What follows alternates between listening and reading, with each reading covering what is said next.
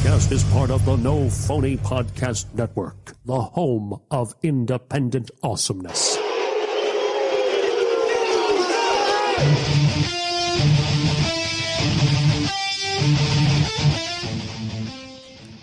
Welcome to episode 260 of Bats and Balls podcast. I'm Josh Button, joined as always by my good friend Brendan Smith. Yeah, hi Josh, hi listeners, and can Mabo hear me yet? I'm here, boys. Hi Mabo.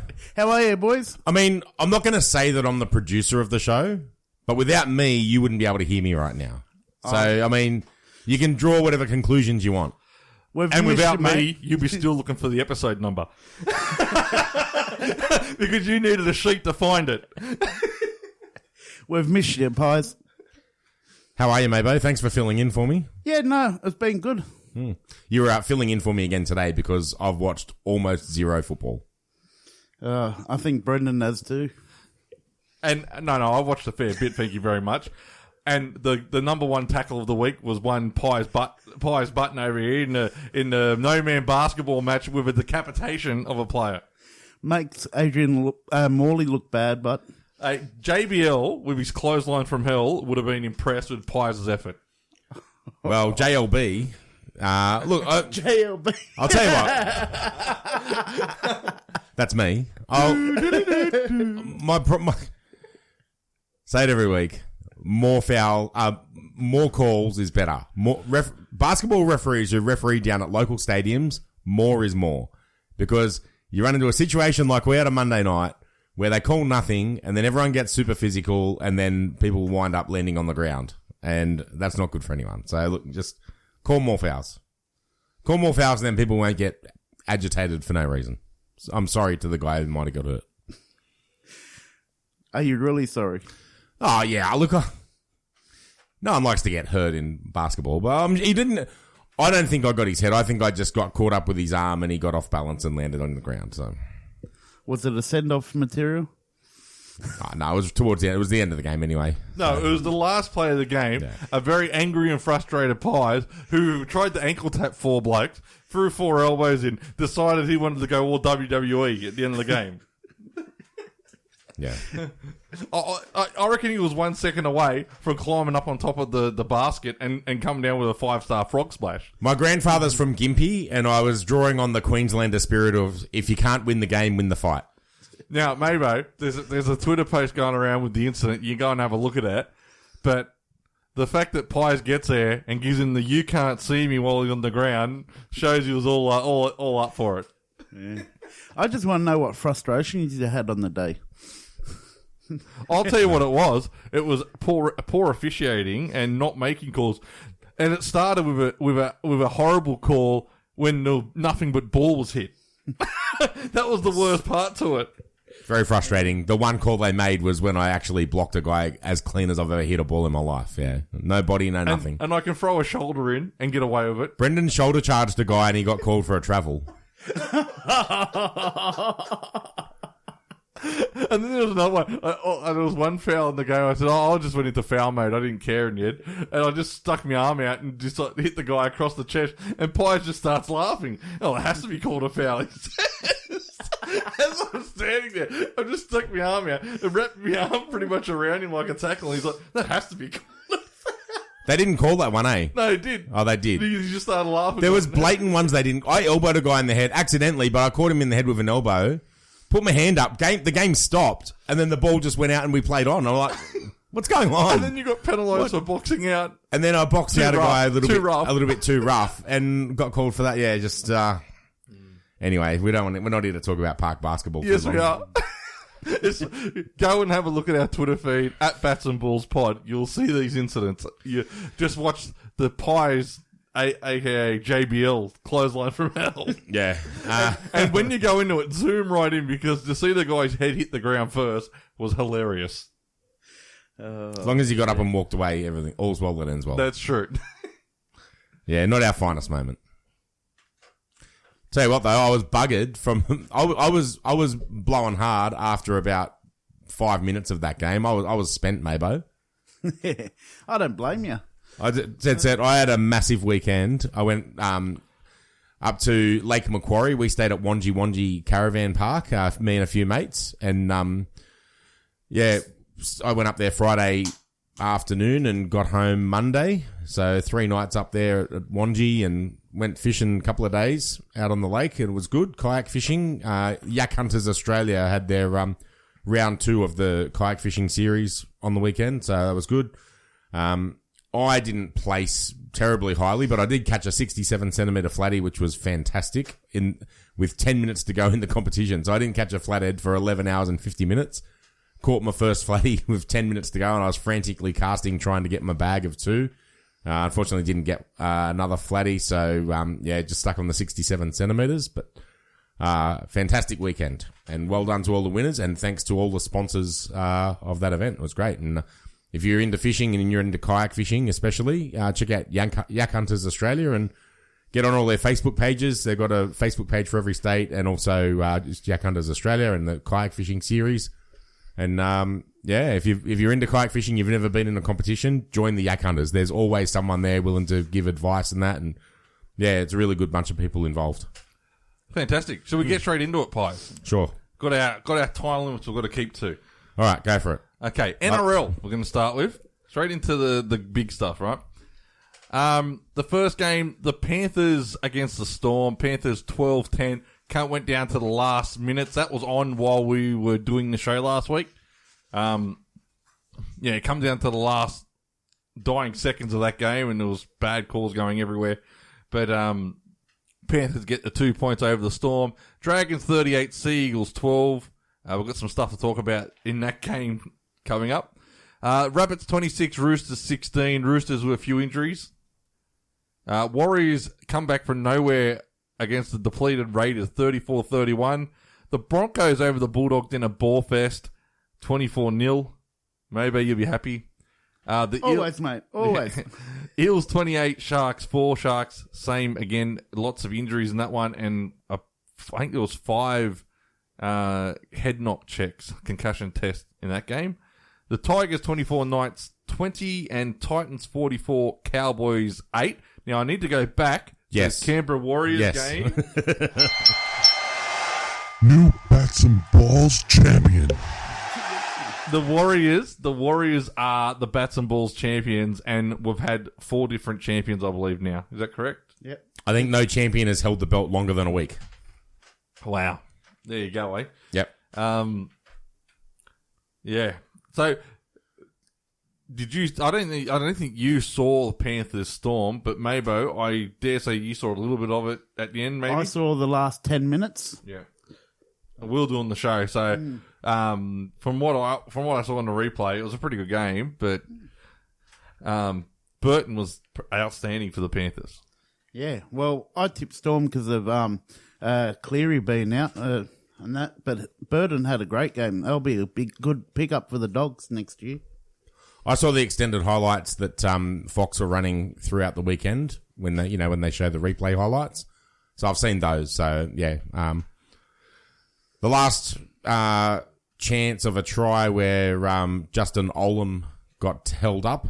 Was that a penalty? Was that a penalty on the obstruction on kick out? I think it was. Myself, I think it was. The video ref said it was caught on the outside, play on, but you still can't barrel through a guy regardless of where the ball's caught, can you? Oh, yeah, they're just changing the interpretation to try and make it easy for themselves. But if the ball's going on the outside and the guy's on the outside shoulder and he's blocking you getting to where the ball is, that's exactly what an obstruction is. And then 3 passes later, the ball came back exactly into the hole that was created by him getting pushed out. Just because one pass later, because it went from that guy who ran the decoy out to Nico Hines, who stepped back into the hole. And then, and then he passed it back into the next person. So, yeah, you've caught it on there, and the reason they talk about, it's on the outside of the shoulder, because the ball is moving that way. But the ball came straight back the other way and went into that exact hole that was created. Yeah. So the outside shoulder should be null and void at that point, because you've taken a guy out in exactly the hole they ran through. Yeah, because if the ball keeps going out, if Nico Hines runs at the centre and draws the winger, puts the winger away, that's fine. Because he's not getting there anyway. But when they come back in, he's a player that should have been in that defensive line. Now, a part of that was he took a massive flop.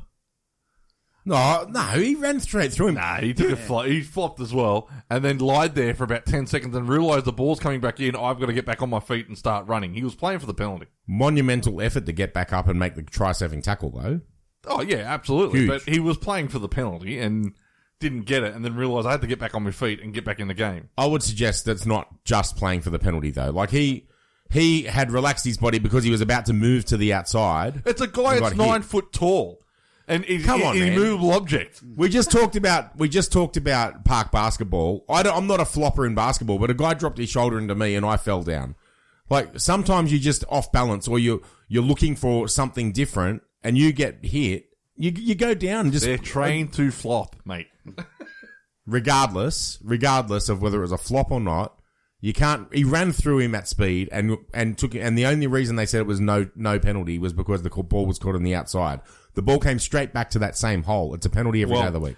There's a rumor going around, and it went around in one of the media outlets, that it wouldn't have mattered if the Oldham had got it down. They would have went back for the obstruction. Now, I don't know if there's a bit of cover in their own arse there. Who said they would have gone back for the obstruction? They reckon the talk out of the bunker was once he didn't get it down, they didn't have to worry about the obstruction. That can't be right, because he said it's caught on the outside, and then they went through to the grounding, and they looked at the grounding very closely. There's no way they would have gone back to the penalty. I'm just telling you what was written. Now, it changes the outcome of the game, because if they feel they get the obstruction call wrong, and it's held up, instead of trying to go back and going, we'll give the penalty and keeping the ball in play, they end the game with the held up. Right? So they kill the game off and go, okay, you shouldn't have got in this position anyway, but held up. But when because they don't have to do anything after that, they go held up, done, don't gloss over the incident. And now they come out and say, well, we probably would have penalised it anyway. That's inaccurate. They wouldn't have. They can't say that when they went through and looked at the grounding. They've looked at everything else. They can't say that. That's a lie. It's a lie. It may be. I'm not going to say it's a lie, but it may be right. It can't be true, because if they thought it was a penalty, then you blow the penalty straight away. That's right. If you don't think it's a penalty and you're going and looking at the grounding of the ball, you can't possibly think, it's a penalty back there, because that happened first. If you were going to go back to the penalty, you go to the penalty. I'm hearing you. I'm just telling you what the media outlet said. All right. That all said, Justin Olam not passing to Josh Addo-Carr was the second worst no pass for Melbourne ever. What was the first one? Well, Chambers to Cronk in the grand final that would have won him the game. Yeah. Yeah. I forgot about that one. Yeah. Well, where'd he go? He should have given it to Addo-Carr dives in the corner. Addo-Carr untouched in the corner, yes. Yeah. And then who knows what happens from there. But it didn't happen. And what happens from there is Melbourne win. Well, they've got to kick the goal. Oh, no, they wouldn't have only 2 by 2 by 2. They win, don't they? There you go. And Mabo would have got his tip right. Yep. Yeah. Poor Mabo. Oh, well. I would have got my forgot to tip right. There you go. Dragons Seagulls, I watched this game, and there's a couple of moments I want to play for you boys. Now, the first one happened with about 13 minutes to go in the first half. Have a listen to the referee and Jack Bird. What did you think, Corey? Mate, the penalty's going against Jack for the initial high tackle. No more push and shove and carry on, okay? Sure, it was high. It doesn't continue any further than what we've got here. No more, Jack. So he gets penalised for a high tackle, which was like a massive high tackle on Moses Sully, and has the hide to turn around and go, "Are you sure it was high, ref?" And then proceeds to ask the question of, "What's wrong with my high tackle?" That's answering your own question, isn't it? Not the sharpest tool in the shed, Jack. That was a pretty poor one. The other funny one from this game was some of the commentary that happened. And I've got 3 pieces of commentary. This all happened in the space of about 8 minutes. Okay, so when you listen to this, the first part is a little snippet, then there's a little snippet in the middle, snippet at the end. It all happened in the space of about 8 minutes.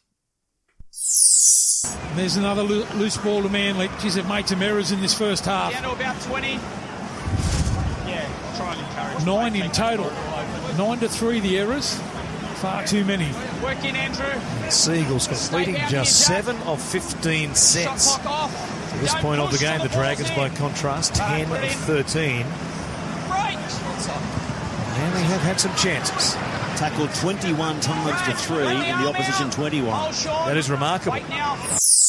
Gents, what a strange game. It seems that we've got to have a rehearsal before the Dragons get it right. Lomax, the drop, and then the catch to score. Then Dufty, the drop, and here he is running off or supporting Sims to score. They're getting it right second time around, and before the game, Anthony Griffin said, we want early good ball for Tariq Sims. That's why he can be a damaging ball runner. Last week in North Queensland, just 6 runs for 45 metres. He's much better than that. He showed it there, and that man, Matt Dufty, the beneficiary. Well, Des would be happy if they can get up over the halfway line in this set. Haven't been able to do it in the first half. Every time they've had the footy in this sort of position, they've lost the ball. It's been a gift to the Saints so far, leading 12 points to 0. They should be a lot further ahead. So, what we get from that is Manly had all of the ball and was camped on St George's line. So, and they kept dropping it when they were attacking St George's line, right? So, Manly had all the ball. Then they turn around, St George get the ball, they score. So they go 12-0 ahead, and they start talking up because they had a play the set before where he made a bust and didn't get the pass on the inside. So they're saying, that's a bit funny how that happened and how St George is, so good. And then Blocker gets there, no minutes, a couple more minutes later and goes, St George should be ahead by more. Manly's had all the ball! They just said it! A lot of drop ball, though, Manly. It was. And there was another piece from Blocker's commentary I tried to get, but I couldn't find it again. I couldn't remember exactly where it was. Daniel Alvaro took a stock standard hit up from the ball from dummy half. It's hit him on he's hit his hands. He's kept running forward, and Manly has gone to pick it up and dropped it. It ran forward and they knocked it on, but then they kept picking up running. And it went to the video ref. And Blocker going, Daniel Alvaro's fine. He's knocked it backwards here. It's dude, he's touched it on the 10-metre line. He's kept running to the 20. The ball's on the 15-metre line. He's knocked it on. And he's going, no, he's knocked it back because it went behind him. Was it a knock on Dragons? Yeah. It was called knock on Dragons? It's called knock on Dragons. It was a double knock on the end because the guy went to pick it up, knocked it on, and then kept running. But, yeah, he's going, no, they've called a knock on here. And he's sitting there, and Warren Smith's going, it's going to be Manly's ball, knock on Alvaro. And Blocker's going, no, Alvaro's knocked it backwards. And then they've gone, and he goes, here they are at the scrum. They've penalised. They've gone against St George. He goes, I reckon he's knocked it. Oh, come on, man. It was a stock standard hit up. He's knocked it on. The number of people on a Friday night who have turned from Fox to Channel 9 because of Blocker's commentary is not zero. That's crazy. Yeah. That's absolutely crazy. But no, Dragons are just too good. Manly got some serious question marks over them at the moment. And not just with the poor handling as we heard there, but they're soft. Tackling. I'm not saying they're not trying, but it's just really weak defence. Yeah. And I'm not saying they're soft people. They're not soft players. Their defence is soft, and they give in really easy tries. And to the Dragons fans that are coming out saying, we're back. You've played North Queensland and Manly the last 2 weeks. They are terrible football teams. Yeah. We put up Hammer's power rankings today. Hammer has been providing NRL power rankings every week, so we've been putting them up on the blog, which is good. So go to batsandballspodcast.com to check out all Hammer's power rankings. Spoilers. He said he gives a stat of the week every week. And he said it's been, I think it was 900 odd days that the Dragons had kissed the top 4 or touched the top 4. They're not actually in the top 4 at the moment. They're running 5th. So I'm not sure whether because he said we've got to reset the counters on the top 8 and the top 4, but they're not actually in the top 4. So I'm not sure whether he is expecting them to be in the top 4 or thinks equal top 4 is top 4. He didn't write it Sunday afternoon, did he? And then the Titans upset him. Oh, maybe. I don't know. Yeah, so Titans might have won, and they got a big win and got in front of the Dragons. Right. The next game, Rabbits and Roosters. Rabbits were just too good. Yeah. What a game this was. A cracker. The Rabbitohs were all over the Roosters. The Roosters had no reply. No. I did see this game. I was down at Wanji RSL Club, so I can comment on this game. And I thought, a little bit like the Seagulls, but not as much. But the Rabbitohs were making meters at will when they were running the ball. And I think I looked up the stats at some point, and they had made like 50% more running meters than the Roosters. They were just running straight through the middle of them. And this is before many injuries. Like they were just getting beaten straight through the middle. Cody Walker on fire with Latrell, and what a combo they got together there. But it's amazing because a couple of weeks ago we were talking about how soft Souths were. Like, when Melbourne ran through them in the first 20 minutes. Yeah, so it's all attitude. Yep. The Roosters had a few injuries. They lost both halves in this game. They had a couple of concussions, and it's just not good. Well, they lost Kiri with under 5 minutes to go. So, I mean, it's bad, but he was there for the whole game. Yeah. They were completely outplayed. The scoreline flattered them in the end. The Rabbitohs were way more than 10 points better than them. Yeah, the Rabbitohs turned it off at halftime. They need to look for a new hooker because that Lussick, he was rubbish. Too many mistakes, too many errors. And Wera Hargraves was just a liability. And interesting, actually, Klein managed to get the sin bin this week for a punch in the head, which was probably less savage than the elbow that happened the week before. Mind you, what a brain explosion! It was total brain explosion. I'm sorry though. I'm sorry, right? That's a send off. Yeah, punching a guy in the back of the head while he's on the ground. It's a deliberate act. Yeah. Right? So the elbow, it may have been deliberate. You could argue it was accidental, right? A reflex. Reflex while he was making the tackle as well. A reflex high tackle is a reflex action. Yeah. A punch to the back of the head is a deliberate act. It is the clear cut thing of a send off. It's probably why actually Klein only gave him the sin bin because he goes one step under. I like Jai Arrow's comment in this game. Goes, I think you're gone here, mate. and then waved him bye-bye, yeah. Love it. The Raiders and Warriors, that was an interesting game. Warriors got off to a start. Raiders then just piled it on in the first half. Lost 2 players with a concussion from the one tackle. They head clash. That was funny. It wasn't funny. It was. I know, but it was the way they went down on top of each other. Mind you, I did say some dude landed on his head at basketball was funny, but it was pretty funny. But James and whoever it was else in the tackle gone. HIA, and they lost a couple other players as well in that game. They had a nice little Jared Croker dislocated finger, which he got put back in on the sideline. And they had the camera on him, and you can see his face. He was grimacing, and the trainer just gives him a little pat on the back, and you'll be right, mate. Off you go. You'll be sweet.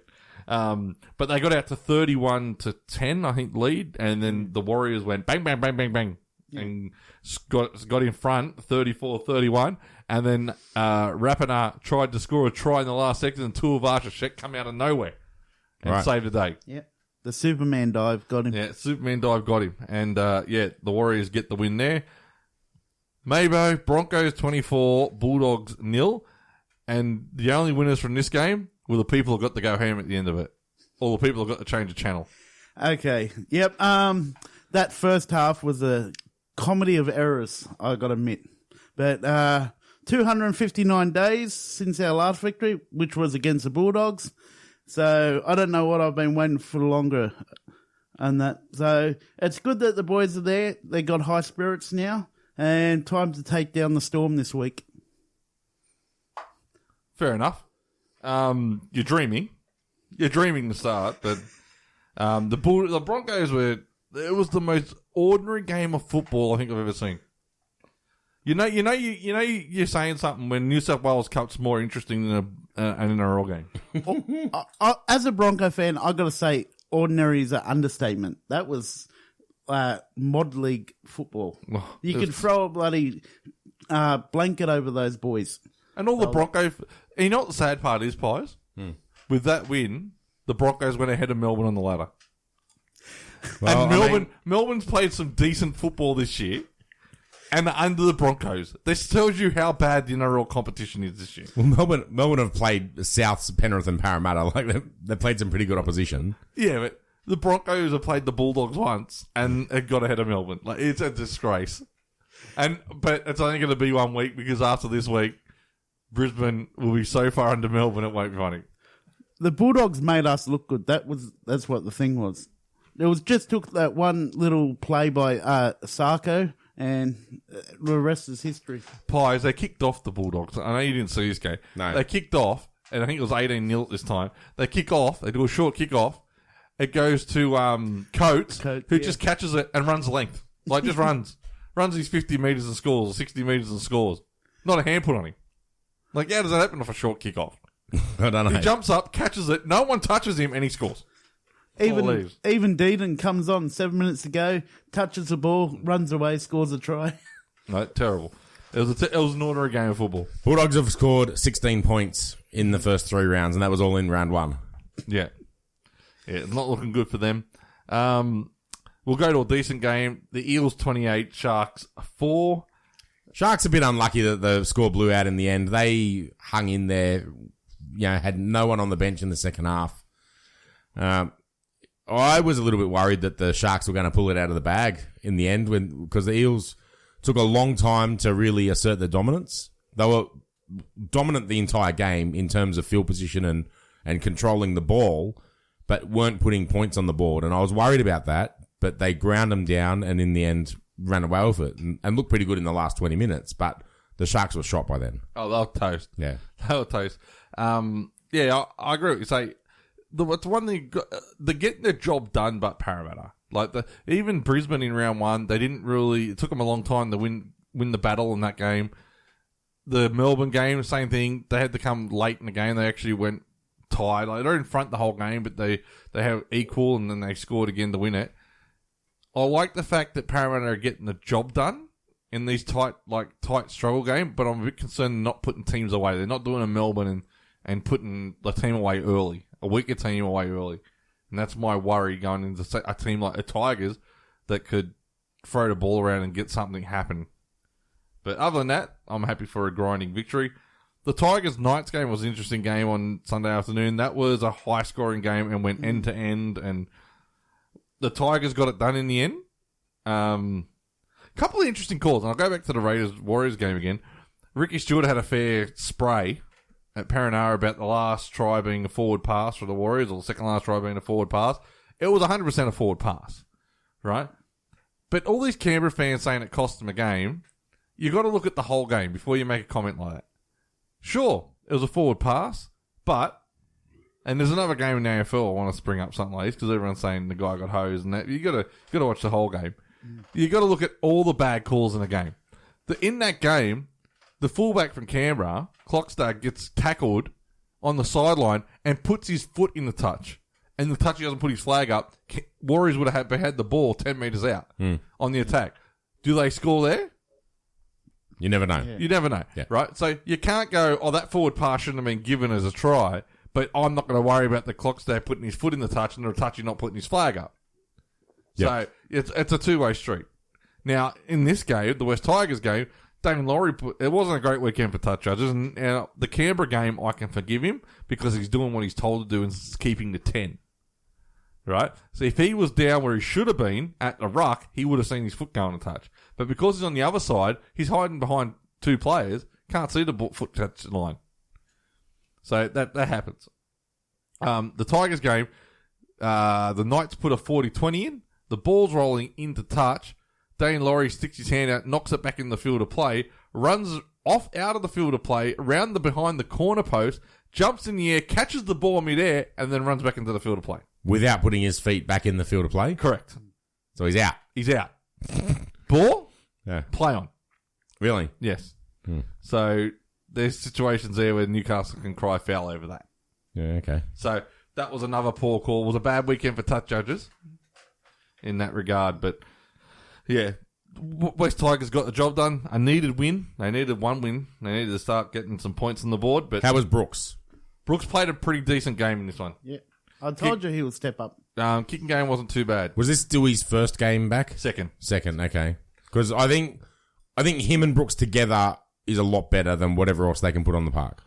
Brooks is hot and cold. His kicking game can be good. He can be a bit rocks and diamonds. There's no middle ground. Moses Mbai, he's on the outer sort of thing. There's a bit of talk now. He may ask for a release. He's not really getting much game time. He was on the field. He dropped one over the line. Couldn't believe he dropped it like as a sitter. But they found something in Dane Laurie. Dane Laurie is Ben Barber-like. Yeah. Really? Yeah, he's quite good. I've never seen, look at all the great fullbacks, like the Slaters and the who else is there? Pappenhausen's, Tedesco's and that. You're never 100% sure when they're under a high ball and they've got pressure on them. This guy, he is like half their height. Like, he's tiny little, like skinny little bloke. But he takes everything in the air. Like, and doesn't fumble it, doesn't juggle it, just clean as. Yep. It's incredible. It's just amazing how he catches it. Like, he's a good buy for the Tigers. Very good buy. And the last game, Titans just smashed the Cowboys because the Cowboys are nothing more than poo. Can you tell me how the Titans scored 7 tries and Don was not one of them? When their entire game plan is get down the other end and kick a bomb to him. Because the Cowboys can't tackle. They're running through the middle of them. They just you don't need wingers when you run through the middle of the teams. Okay. Josh Maguire. I didn't see this game at all. So. The Cowboys, Josh Maguire at the end of the game has absolutely ripped shreds off him on Fox. Yeah. Really? He's got there and said, "Oh, we're not good enough. This is crap. It's terrible. We need change. It's horrible." Yeah. Let's just smash them. So no good. They're and you could tell the passion in his voice. He meant it. Yeah, he was meant every full bit of on. it. But you won't say he's a bit one-eyed, will we? I hope he becomes a referee because I want to use that line. Well, you'd want to be on his left when you're in defensive line. 100%. But yeah, that was that. Do you want to bring the tipping comp up, Pies, to tell us how we're going there? I will bring the tipping comp up. Please do. Yeah, you winning it? I had a better weekend this weekend. I think I had a shocker. No. Start well. I scored 3. Oh, well done. I'm on Pies. 15. Well done. Yeah. So I will enter the tips, though. So let's go. Oh, should we look at the score first? Have a look at the scores first, mate. Okay, so bats and balls tipping. All right.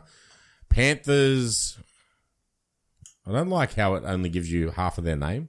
Yeah. So Panthers on. Have we found out who the ESPN bloke is yet? Well, it might have been Panthers on. Yeah, some people who, if you've been already in it, if you're already been in the comp and you have to rechange your name. You have to go back in the sector. I had to do the same thing. I would suggest that it was Panthers on because Panthers on is too clear and no one scored better than Panthers on this week. So Panthers on has gone in there and fixed it up. So well done there. So Panthers on something. Don't know what it is. Maybe Panthers on fire. Panthers liar pants on fire. Panthers on the floor, like kick out. Yeah. Panthers only, like only fans. Panthers only fans. I don't know. Anyway, they scored 5. They're on 20. Panthers only TikTok. Yeah. In second place, equal second place on 18 is producers Bob Dragon. Where'd that come from? Tadush 316, The Irk, and 9am Tequilas are all on 18. So well done there, and then everyone else is behind them. Fantastic. Mabo and myself are both on 15, equal with Pooh Button. So Pooh Button, well done, Benny. Yep. Good stuff. All right. Shall we tip? We will tip. We will definitely tip. It's an interesting round for tipping, just so you know. Some big odd markets. There's some weird games, but here we go. First game, and Western Weekender has actually taken the piss, and we'll get into the reason why in a second. Sea Eagles against the Panthers. Mabo. You have to go Panthers with this. Yeah, you do. Panthers by 38. I think they'll pump them.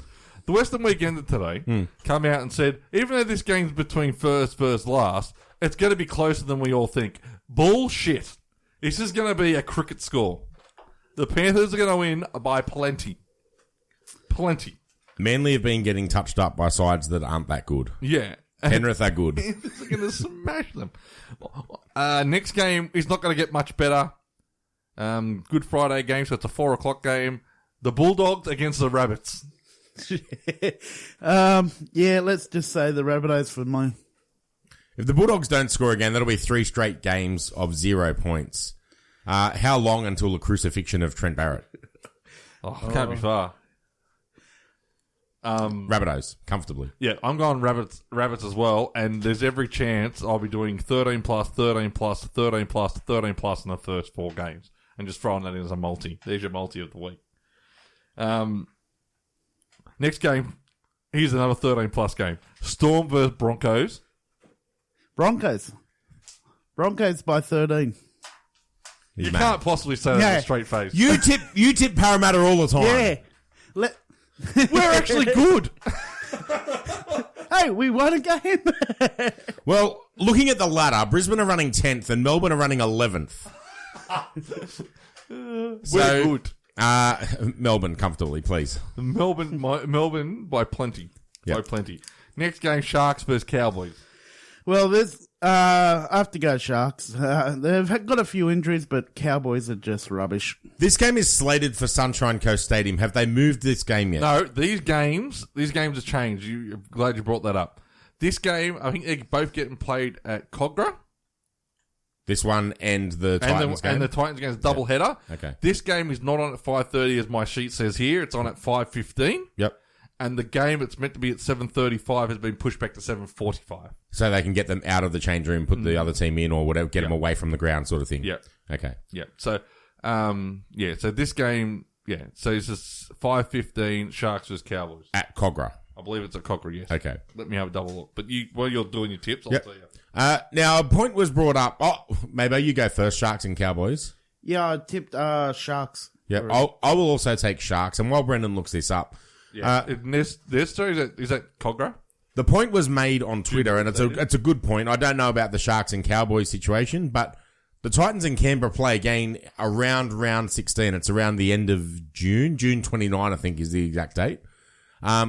Why couldn't they just move this game to Canberra, and then whatever round it is, round 16 or whenever, move that to the Gold Coast, assuming that Queensland's fixed by then? Does that not make sense? Yeah, it may not work for both of them, but I think the easy fix is there's family fans, they will just put them all in the same place. Yeah. Then they can put them all on the one flight, and there you go. I don't know. I don't know what they've done if they went on private commercial flight. They went down, stopped, picked up. Townsville and Gold Coast. Yeah, come down, pick them up, go again. You're dreaming. I don't know what they did. I don't know the reason behind it. All right. After this game, so then what happens with North Queensland and Gold Coast? They don't know. You will find out. And Brisbane. Brisbane's in Melbourne. You don't know. No, we're in Sydney. Are you staying in Sydney? Yeah. No, but you're playing in Melbourne. Yeah, we're in Melbourne, but we're based in Sydney at the moment. So they've all got out of Queensland already? All out of Queensland. Okay. All right. Yeah. But there's talks about the Penrith game against Broncos being played in Sydney in a couple of weeks, and then later on in the year when we play Panthers down here, it goes up there. Yeah. Well, I guess because they've got a couple of weeks to plan it, maybe that'll be a better option. Maybe this was, we've got no time to fix it. We'll just do a double header and work it out later. Whatever. That's fine. Whatever. Considering the turmoil that we went in last year, just get it done. I also don't know if the Brumbies are playing this week at that thing, so they might not be able to go there too. Yeah. All right. We'll go ahead. Did you use tip? Yeah, Sharks. Yeah. Sharks. I'm going to Sharks as well. This will be 13 plus as well. Next one, Titans and Raiders. I went Titans. I just don't see something coming out of the Raiders. They're 2 weeks in a row now. They've lacked form in that. So unless Ricky Stewart kicks their ass and gets them into gear, but I've gone Titans. I would read nothing into the Titans' form. Beating the Cowboys isn't that great at the moment, unfortunately. The Raiders, you said they were leading comfortably against the Warriors and sort of, turned it off a bit early. They didn't turn it off. They ran out of troops. Yeah. Right. Like a bit like the Sharks. Yeah. But they leaked in 24 points in not much time. There was 30 minutes ago, and they were leading 31-10. Okay. So they leaked in the last 24 points. In the guys that went off with head injuries. Ryan James was one of them. I can't remember who else. Is he named this week? I'm not sure. All right. I'll go Canberra. Yeah, I'm going the Titans. I think Canberra's got a bit of form. I think Ricky Stewart is clever when he's done media, and talking about media, the press conference of Ricky Stewart was pretty impressive. Oh. He pretty much walked in, sat down. What a great effort by my team. I've got to be here. I'll get fined if I don't turn up. I've turned up. See you later. Wow. Yeah. No, he said you can donate it to the Ricky Stewart Fund. Yeah. No. He walked in. He sat there and he said, "Look, if I don't turn up here, I get fined, And that fine's not going to go to the Ricky Stewart Foundation, so I can't tell you what I really want to say. So I'm just going to get up and walk out. Okay, fair enough. Do you think he's deflecting from their finish to the game? No, I think he is. I think he wasn't happy with the forward pass. Something else has come out now that the ground manager has put him in, saying he abused the referee on the sideline. Mm-hmm. There's a bit of drama there. But even before the game, he was sitting there going, and we spoke on this show, said Canberra didn't look that good against the Sharks. The Sharks went too close to Canberra. The Sharks are okay. They're not great. Canberra's a lot better than the Sharks. To only get over the line because Chad Townsend doesn't kick goals is ridiculous. Yeah. So he got there and said, and then the first week, I can't remember who they played in week 1. But whoever they played in week 1, they took a lot of time to get the job done against them. I'll tell you. And in week 1, they beat the Tigers 30-12. Yeah, but they took a long time to get it done, right? Mm-hmm. The game was in the balance for a long time. Yep. And he actually said, he said before the game, he goes, a lot of people haven't spoke about how good the Tigers and the Sharks were. They're taking a bit of credit away from them. The Sharks and the Tigers have been very poor for most part of the season. So he's deflecting how bad Canberra is on going Titans. You've convinced me. I'm going the Titans. Good job. Keep going. The next game, Knights and Dragons. This is a bit of a rough one. Newcastle had a shocker last year. Dragons have got a few injuries and that. I went Newcastle. When the Dragons win early in the season, they kind of get up and about a little bit. And the Dragon Army get a little bit more boisterous. And I think they'll travel to Newcastle. I've got a feeling the Dragons might go up there and win it. I like how Mabo's based in his Newcastle form on how they played last year, as opposed to how they're playing this year. I'm not with you on it. I'm not with you on basing on form on last year. I'll go off this year's form. They were okay on the weekend against the Tigers. The Dragons they've got 2 wins. They've had a loss against the Sharks in the first game, who have come out and said were ordinary. And then they've beaten the Cowboys and Manly. They have played nothing. Yeah. You know who the Roosters played the first 2 games? They played who they played round 1? They played Manly. Manly round 1, and then another easy beat team in week 2. Tigers in week 2, and they got trounced by a decent team. St George about to get trounced. St George, it's as close as you're going to get to the first 4. Sit the fuck back down. Wow. Wowee. Oh, he's got fired up here. There you go, Hammer. Sit down. Who have they replaced Ben Hunt with? Tell you what, playing with broken legs not a bad effort. Yeah, huge. Yeah. Huge. Yeah, I'll give him credit. They have who's the young guy they got for him? Don't have a young guy. Do you want me to look it up? Yeah, have a Teams look have it been up. announced. I can't remember who it was. Look it up, Google. But I'm going Knights, clearly. I'm on the NRL app. Should we go to the next game while you're looking that up? No, I got it now. You got it here? Got it now. So Adam Clune? Dufty fullback, Norman 6, Clune 7. 7. Yeah, Clune, McCulloch ran 9. So I don't mind Clune. They're on paper a right team, but I just think Newcastle are better. Next game, Roosters and Warriors. The Bats and Balls champions. Yep, the Bats and Balls Cup match. Yep. I went Roosters with this. I was divided between the 2. But I think the Roosters will come back with this. A few injuries, but we'll see what happens. Are you basing that on Bats and Balls belt form? No. I was just I didn't know which way to go, and I don't know, just went the Roosters. We're looking at team lists. Look at this team list for the Roosters, all right? Now, they've got James Tedesco, Daniel Tupou, Josh Morris, Joseph Manu, Brett Morris, the back 5. They're all-time great. They're great. Fantastic. Drew Hutchison and Sam Walker in the half. Sam Walker, this is a baptism of fire leading this team around, especially when you got Drew Hutchison playing outside you or playing on the other side of the field. And Freddie Lussick playing hooker. Freddie Lussick, Sam Walker and Drew Hutchison going up against Wade Egan, who's been pretty good this year from what I've seen, and Sean O'Sullivan, who came in and must have been pretty good on the weekend, Brendan. No, he was outstanding. Yeah, and Cody Nikorima, I've always kind of liked. Two former Broncos. Yeah, look, I am going to take the Warriors in this game because who's going to steer this team around? I don't know. I'm with you. I'm going the Warriors as well. Yeah. And the Roosters are in real trouble. Now, this Walker's an absolute freak, apparently. But he's a child. Now, is Sully named in this game? Is he like 18th man or something? Suwali, sorry. No, I don't think he's been named. Suwali is number 20. Number 20, yeah. So he's named in the 20.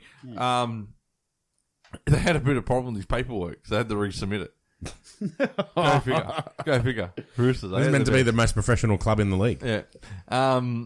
But yeah, I'm going the Warriors. I think the Warriors, I said a couple of weeks ago, they're a bit of an annoying team. They're going to be an annoying factor for some teams. The Roosters had a fair few injuries. I think they're going to really struggle for a few weeks. But they've still got Teddy in that. So I think this one might be in the balance for a long time, but I think the Warriors will get it done. Yeah, but they like that year in, year out, Warriors. They have one good week, then they have a bad week, then they come good again. You can't pick them.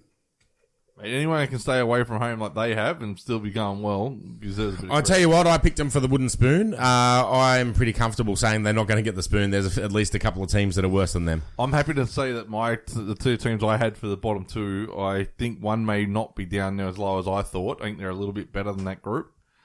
But the one I had for second last is definitely probably going to be close to last. I had the Sharks for last, and I think they're a little bit better than them. I think they might be like between 12, maybe 10 to 14, the Sharks.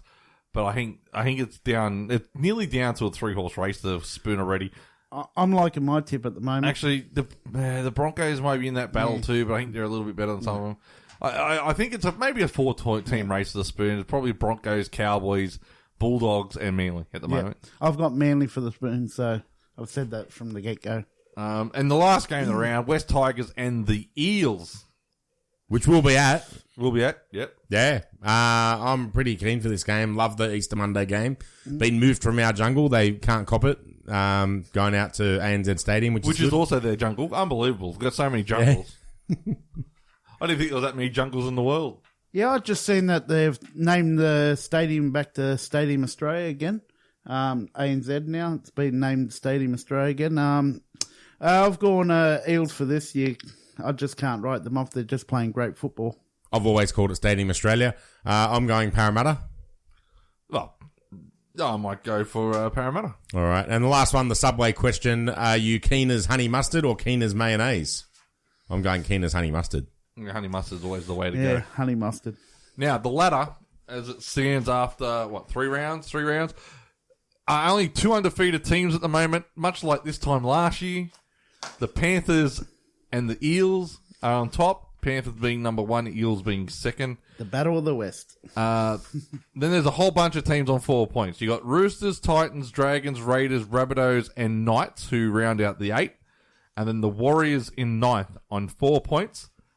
4 teams are on 2. Broncos. Yes, that's right. Broncos are in 10th. Unbelievable. Yep. Read it and weep.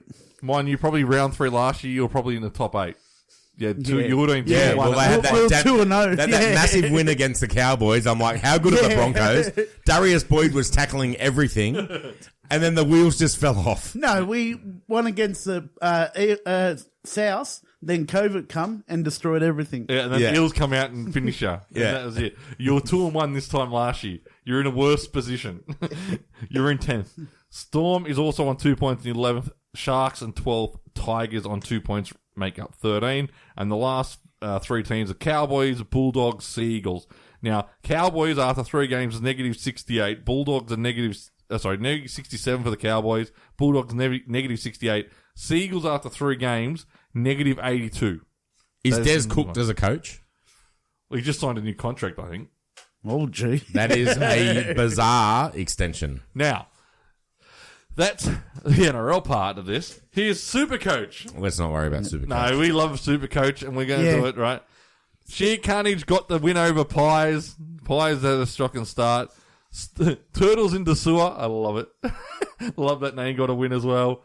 The Flesh Puppets got beaten by Turtle. The Producers got beaten by Ropes Creek Dragons. The Culminators got defeated by Lindred Loomers. Now, dead set. Have we won anything to Bats and Balls, people? Guess what? Only Hunter got it done because he was playing Nathan. And Hunter, who is living in Norway at the moment, scored 1,145, which was the second best score of the round in the competition. Yeah. That's amazing. How's he even do it? He's not even in the country. I don't know. I should have been that high, but Mitchell Moses getting his 6 points as my captain did not help my cause. At least I had Junior Paulo. Yeah, I had Mitchell Moses as my captain, and I got 6 points. Are you trading him out this week? No, hanging in there. Mm-hmm. I got better trades I got to do. Where was I? So more Billies got beaten by Norks Hunters. Tiger Dan got the win over Make It Rain. Enter the team name here. I love that name. Against beat Checkup. Achilles Heel beat Ropes Creek Raiders, and Bucks Tigers got That's My Team. What a stinker of a game that was. Achilles Heel 852 beat Ropes Creek Raiders 804. That's the Bats and Balls Cup. The Bats and Balls mug I'm not going to go through because some of the names are just... Second tier competition. It's a second tier competition. Do we do New South Wales Cup? No. No, we don't, right? So... But there's some scores that I do want to mention because there's some big scores here. Obviously, Norse Hunter's got himself in there as well, which was great. But the Great 1,239. What a result that was. Yeah, he's really pushing to get into promotion zone. Yes, no, he's looking... I heard about this last week, and we'll get onto that. Brendan, you've been pushing promotion and relegation for 5 years. I finally got it. You finally got it in. Promotion and relegation from the mug and the cup. And the only one to say for me and you. Yeah. The other one, Cheap Hookers, 1,176. Good result for them as well. So, well done. And 9 a.m. tequilas. A bit of work to be done there. COVID also scored 1,229. So some big scores in the mug. They're all looking for promotion. Yeah, they're all going for it in the mug. Yeah. They're serious in the mug. Yeah. We're not worried about the mug. If you come in the bottom two in the mug, do you go down to the league? We haven't got that far yet. To you have to wait for Bats and Balls League 1. We have to wait for Division 3 to get poured in. We have to wait for Division 3. Yeah. But we'll have to keep an eye out on it because hopefully everyone that is in both these comps listen to the show. And if you win that second comp, let us know. So we'll make sure we'll cover the spot for you in the top one. But we'll get to that closer next year, I guess. Yep. This week's in the Bats and Balls Cup. Lone Ranger against Turtles in the Sewer. Turtles up against Sheer Carnage. Road Creek Dragons against Yoga Hammers. Colbinators against the Flesh Puppets. Producers versus more Billies. So the podcast is going to get a couple of wins at least. Tiger Dan versus Lindred Loomers. Check Up versus Norks Hunters. Rope Creek Raiders against Make It Rain. That's my team against Enter Team Name here. Bucks Tigers against Achilles Hill. I want to go back to a game here. A grudge match as always. The Colbinators against the Flesh Puppets. And guess who decided to give us a call? Sipping on your chocolate latte. Listen here, Harold's Marshmallow Army. Maybe you should consider running a crime to your mama. The DWS Flesh Puppets are coming to get you. Hello, Bats and Ball Cuppers. It's the DWS Flesh Puppets. The premiers, the DWS Flesh Puppets. And like any good premier, I know how to handle particular bats and balls. I know how to smack on a lockdown. And I know how to toggle a tulip.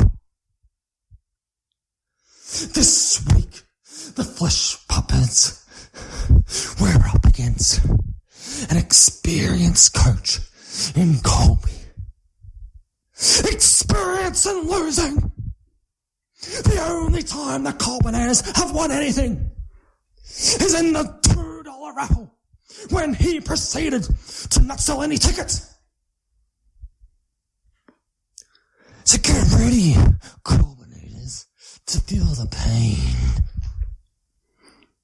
Just like when the Pies decided to clothesline a small, defenseless 10-year-old child at his local establishment. They had to peel the kid's face off the hard surface. No, don't tell this bloke. Basketball is a non-contact sport.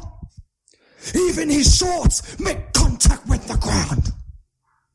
Pies, you look like a hovercraft from Area 51 gliding around the court. From the left to the right, from the left to the right. Anyway, listen up,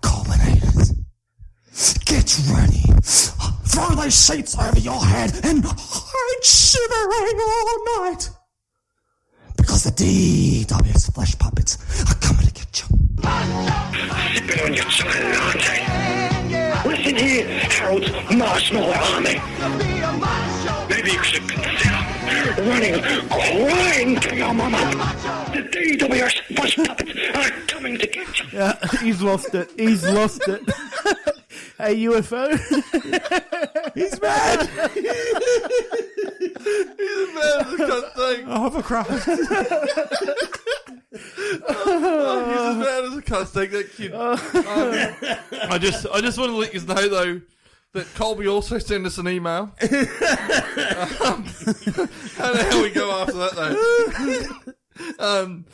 Colby also sent us an email saying that he doesn't care what the Flesh Puppets have to say, because he knew he was going to put something in.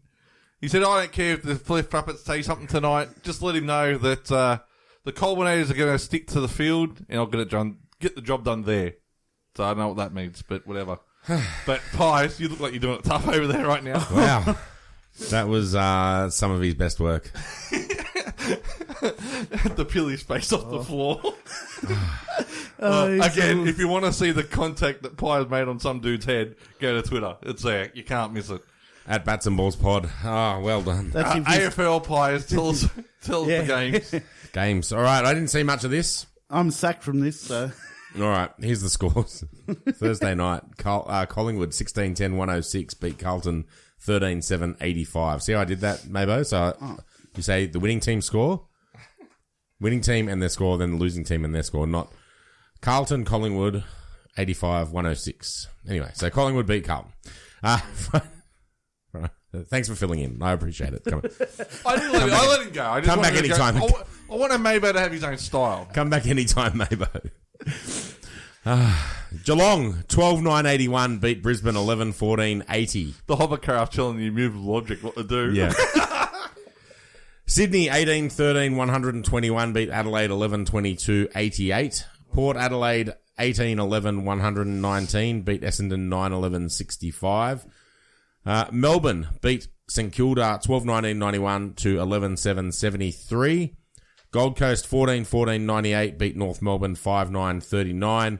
Richmond 11-12-78 beat Hawthorn 7-7-49. The Western Bulldogs 14-16-100 beat the West Coast Eagles 14-9-93. And the late game was Fremantle 11-21-87 beat GWS Giants 7-14-56. I didn't see much of this. I've watched the entire Bulldogs West Coast Eagles game on your recommendation, Brendan. Let's start there. It was fantastic. Let's start there. Yeah. That is exactly what they're hoping from these new rules is the game that they'll play in AFL this year. Because it was end-to-end stuff. The ball had plenty of space. Yeah, there was some really hard tackles and some good contested ball, but the ball was flying around and saw some great goals and just really fun game of football to watch. Yeah, it was easy to watch. It was end-to-end. Mind you, both teams are pretty easy to watch in general, but that was a pretty good game. Yeah. I went into that game not expecting too much for West Coast. I was hoping they'd be competitive. They losing Yo and Shuey are pretty big outs for West Coast. Like that's where they get the job done. But they were pretty good considering what's going on there, and they were competitive enough. And they had a bit of a habit of not winning away from home, and they had played a competitive game and were in it till the death. So you can't complain with that. I've been very impressed with the Western Bulldogs the last 2 weeks. Steph Martin has really made a difference to that side. Tim English can push forward. He pushed back towards the end. He played a really good game in the English. Well, what Steph Martin does, because English eventually will be the ruckman, but he's not quite ready to bump it with the likes. And they've played Grundy and Nick Nat in the first 2 weeks, and Steph Martin has come out at least equal points with both of them. He probably finished on top of Grundy, and I'd say it was pretty even with him and Nick Nat. And the way the Western Bulldogs were getting clearances in the first quarter, he was winning it in the first quarter, and then West Coast came back a bit. But he's definitely changed that side.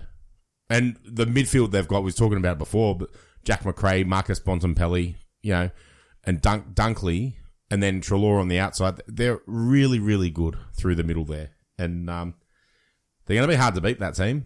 And Steph Martin is a huge reason why. Yeah. Because it lets Tim English play forward and be that extra real big marking guy up front. Yeah, I know you're one to say the West Coast may slide a little bit, but they've got a reasonably balanced team at the moment. Yeah. Even with a couple of guys out, and they got Oscar Allen that's coming into his own now in his second or third year, and he's playing pretty good footy, and with Josh Kennedy getting on, but that goal Liam Ryan scored when it was basically on the goal line and then sort of faked to the left and then came back along what's like a baseline drive in basketball and then beat him on the post. That was brilliant. Oh, it's crazy. Yeah. There's some really good goals in that game for both teams, and it was one of them games you just didn't know who had it, and I think the highest got in front. I think the Bulldogs got in front by 14. That was the biggest lead in the match. So yeah. That's telling you it's a reasonably good game. Yeah, for sure. Bontempelli was the difference early. I think he had 5 or 6 clearances in the first quarter and was really damaging. Then they push him forward and he takes marks and kicks goals up front as well. He's having a good year. It's 2 games in, but if he's playing like that, they can win a lot of games. Yeah, for sure. For sure. Yeah, been very impressed with them. How did Mabo's Brisbane Lions go? How'd they go, Mabo? Do you watch it at all? Yeah, I was watching this Friday night, flicking between that and the Roosters game. But, it was, Geelong was all over them, but they come back at the end. They almost got there, but they fought hard. But it was a pretty even game, pretty much. But there was a few promising signs for the Lions. They're starting to build again. But well done, Geelong. Now, this was the game where they had a reasonably rough call against the Lions late, right on the goal line. It was holding the ball every day of the week. Yeah, like he's taken possession. He's tried to beat someone, so he's had prior opportunity, and then he's tackled and hasn't disposed of it correctly. That's textbook. It is, but I'll go back to what I said in the earlier thing with Canberra and that. When I first turned that game on, there was one there where all the commentators were blowing up saying that's holding the ball, and it would have been a Geelong goal. Yeah. So swings and roundabouts. It happens. No, for sure. I can stomach that sort of stuff if it's consistent. If there's no calls getting made, it's consistent. 2 no calls, you can't go, that one would have won the team a game. Yeah. The other one would have put him behind by 7. No, understandable. I didn't really see much else on the weekend because I was away camping all weekend. But I do want to make mention of Sydney, who playing a bunch of kids. Errol Golden can't stop touching the ball, who's been huge for them. And they've kicked in their first 2 weeks 19 goals and 18 goals. Something very exciting going on there. And I know Eric is very excited about the Swans. So, good things to see from Sydney. Not so good things from the GWS Giants. Now, I do want to temper the crowd of GWS fans, and there are a few of them out there. Giants fans, calm down and relax just a little bit. They played St Kilda in the absolute slop out at Giants Stadium. It was a heavy ground. It was on a Sunday, so it was a late game. It just pelted down with rain the whole time. It was a really tough game, and GWS and St Kilda, from what I've read, St Kilda were pretty flat against Melbourne as well. So this could just be a schedule loss where, coming off the back of their first game, which was in very heavy going, they might not have just got up for it. So just calm the farm just slightly. We'll see what happens this week against Melbourne in Canberra, and then from there, we'll get on the Sackley on Cameron talk. But just settle down for a little bit. I did watch the extended highlights of that game, Freo and GWS, and they were not good. And the scoreline flatters, 87-56. It wasn't that close for the entire game. But just settle down just a little bit. And Freo got some very good players. Yeah. Do you want to tell us how the tipping comp's going? Sure. Just before I do, Gold Coast thumping North Melbourne. Ben King kicked 3 goals. He's sitting on 6 goals for the season. My outside chance at the Coleman medal. So Ben King going well for the Gold Coast. Gone 3 goals in his first 2. Yeah, not bad. Tipping comp. Now. AFL. Bats and Balls AFL tipping comp. Leading is 9th is and I can't see the rest of their name, but they had a perfect round. They tipped 11, so they're on 16. Flying. Yep. The Urk and Princess Cahill are on 14. And then me and Mabo and a bunch of other people, including Swansational, are on 13. Hang on. Was Eric the one that hit that one? Eric what? Didn't Eric put the post out? Oh, it's easy to tip a full round. Oh, yeah. So 9th is the something. I don't know. It must have been Eric. Must have been for something. Click on the name. Can you click on the name and have a look if it bring up a new stat? No, it just says 9th is the, and I can't see what else it is. So if that's Eric, hang on. How's the producers going? Not good. Let's go members and see if I can actually work it out here. 9th is the new first. Yeah, it's Eric. It's got to be Eric. Yeah, got to be. Tigers. Yeah. So he tipped a perfect round. He's on 16. Where's the great producers on that list? Producers, where are you, mate? You're on 11. Yep. You and Big Mendy are coming last. Yep. So, yep. Good job. Top 4 in NRL, bottom 4 AFL. Happens. All right. Shall we tip? Absolutely. Thursday night, Marvel Stadium, Collingwood versus Brisbane. Oh, I'm going to... Look, I just don't rate Collingwood. Collingwood was all right against the Carlton team, but I don't back anyone. Before I give you my tip, did you see the first game last week, Pies? The first score of the year was 15-15-105. I did hear that you got Mabo to mention it properly because, yes. 15-15-105, fantastic. Probably won't see another one for the rest of the year. Happens all the time, though. I'm going the Brisbane Lions in this one. I'm going to give Mabo's team a go. Yep. Lions for me. I'll go Brisbane by 2 goals. Ooh. I think, if Collingwood don't tag Neil, I think he'll get a bit more of the ball. A lot of talk, Supercoach. We won't really go into Supercoach. Oh, we will actually. We will. We've got to, because the first round's coming up this week. Brisbane Lions by 12. Yep. Next game, Friday night. Friday day, North Melbourne versus the Western Bulldogs. Yeah, I went the Western Bulldogs. Western Bulldogs are going to be far too good. They were good against West Coast. West Coast are going to be a top 8 team, so North Melbourne probably looking at the spoon. They'll put plenty on them. Yep. Bulldogs for me. I agree with everything Brendan said. Western Bulldogs, the way they're playing at the moment, are a top 4 side, and North Melbourne are rebuilding and are a bottom 2 side. So, yeah, Western Bulldogs for me, very comfortably. Next game, Adelaide versus the Gold Coast Football Club. Pretty hard game to pick, because Adelaide were pretty good in the first game. They were pretty competitive with the Swans, and the Swans kicked away. Gold Coast gave it to West Coast for 3 quarters, fell away. Won last week. I'm going to go Gold Coast. I've gone Adelaide for this one. I will go Gold Coast. I just think they're maybe a year ahead of Adelaide. Maybe 2 years ahead of Adelaide. The home ground may be enough for Adelaide to get in the win, but I'm going Gold Coast. I've seen enough from what I've seen. So they're not just a Matt Rowell side. There's plenty of players. I think Noah Anderson had 35 touches last week. He was the number 2 pick last year. Yeah. Or the year before. He was the number 2 pick after Matt Rowell. He's his best mate. Melbourne Cricket Ground, Saturday, Richmond versus Sydney. Sydney's been playing well. Richmond just at another level, though. I'm going Richmond. Yep, Richmond for me. I will go Richmond as well, but I'm looking forward to this. Is a good test for Sydney, playing against Richmond down there at the Melbourne Cricket Ground. I will go Richmond, but I'm very keen to watch this game. Marvel Stadium, Essendon versus St Kilda. Essendon, very bad football team. Maybe in a bit in what you said about the GWS and St Kilda game being played in a slot, coming up a bit heavy legs. So I will go St Kilda. Yep, St Kilda for me. I will also go St Kilda. I think they're pretty good. Optus Stadium, West Coast Eagles versus Port Adelaide. Now, Port Adelaide have been flying this comp so far, but they really haven't played anything yet. They've only really played against North Melbourne and who did they play last week? Essendon. This will be their first real test. A real test for West Coast at home. These games are always close against Port Adelaide. They always go to the death. I'll go West Coast purely because they're at home and I'm a West Coast fan, so I'll tip them every time.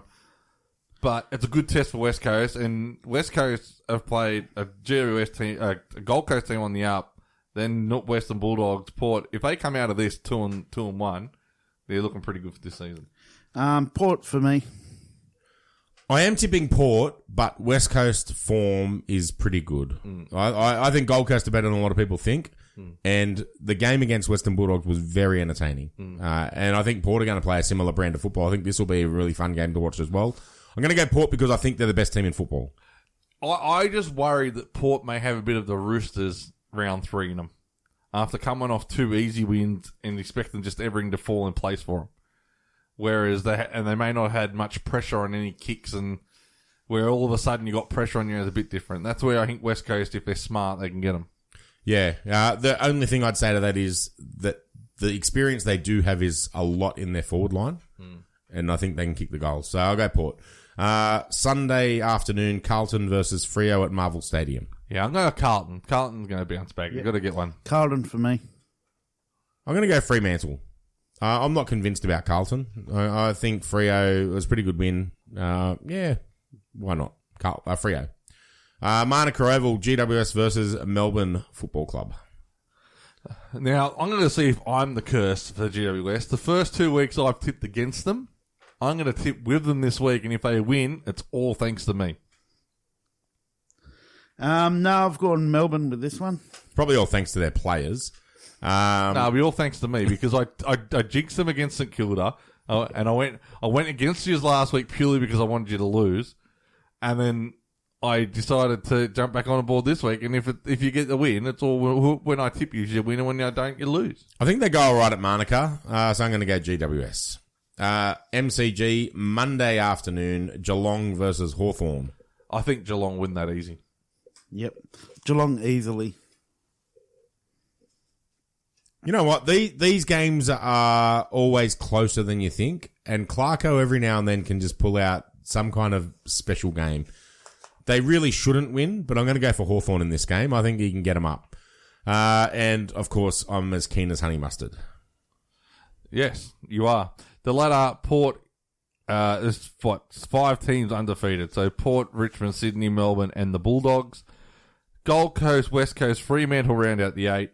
Collingwood, St Kilda, Geelong, Adelaide, Hawthorn on 13th or on 4 points. Brisbane, Carlton, GWS, Essendon, North Melbourne on 0. Not much in it. Early days. Supercoach for AFL.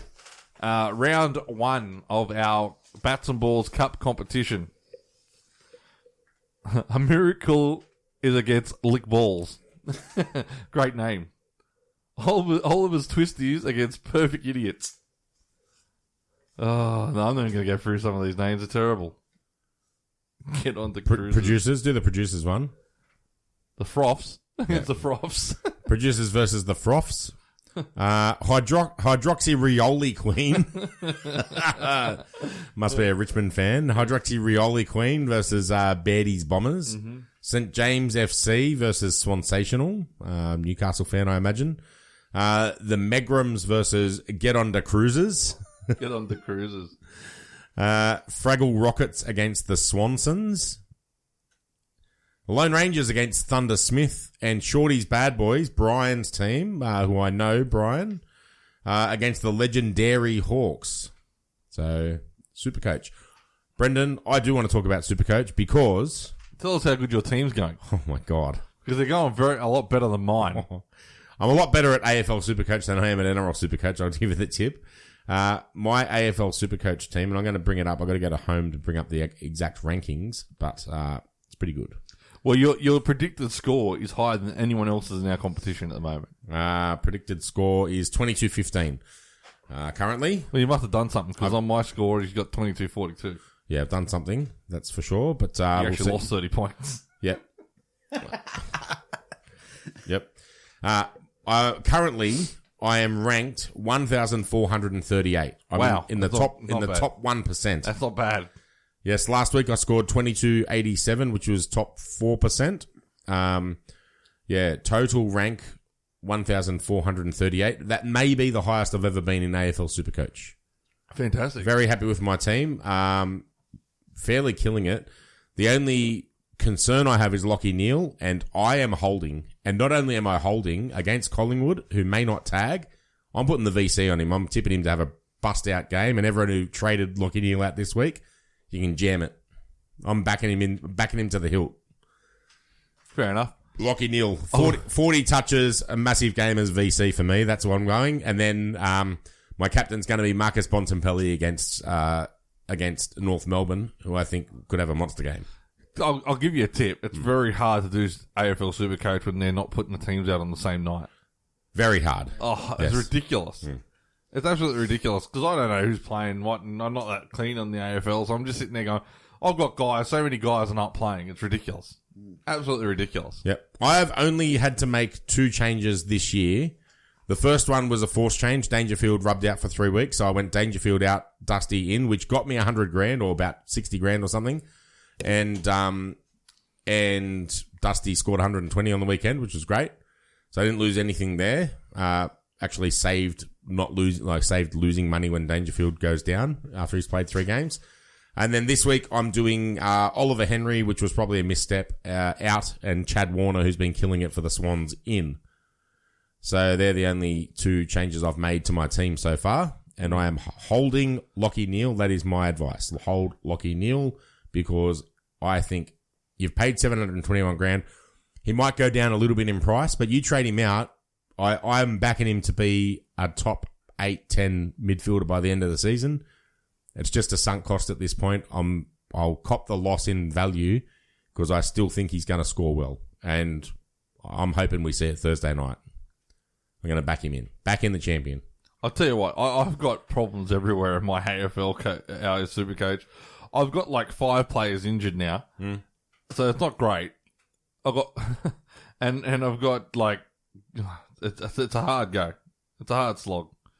But it is what it is.